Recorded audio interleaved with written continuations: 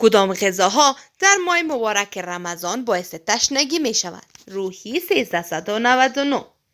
ماه مبارک رمضان ماه پرفیض و پربرکت است. در این ماه تمام مسلمانان جهان برای روزه گرفتن می پردازند، ولی در اخیر روز به تشنگی های روبرو می شوند که خیلی سخت و قابل تحمل نمی باشند.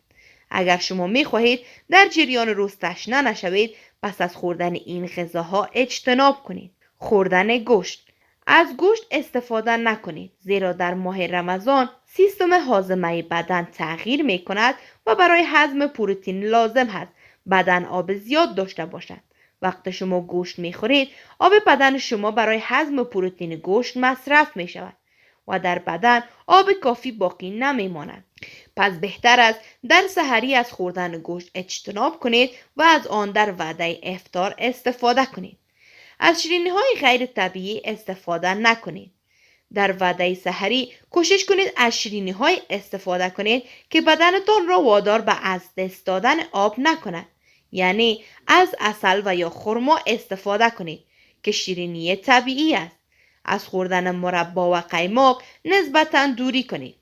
در وعده سحری از نمک زیاد استفاده نکنید، چون نمک در خود ماده دارد که زودتر شما را تشنه می کند.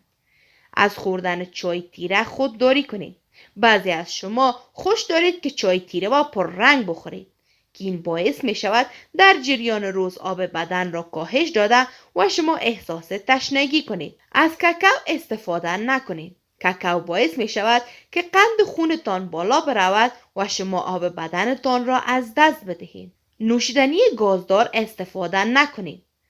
زیادتر از خانواده ها در وعده های غذایی برای هضم غذاهای ثقیل از نوشابه های گازدار استفاده می کنند که این باعث از بین رفتن آب بدن و بی‌نظم شدن دستگاه کوارشی یا دستگاه هاضمه می شود.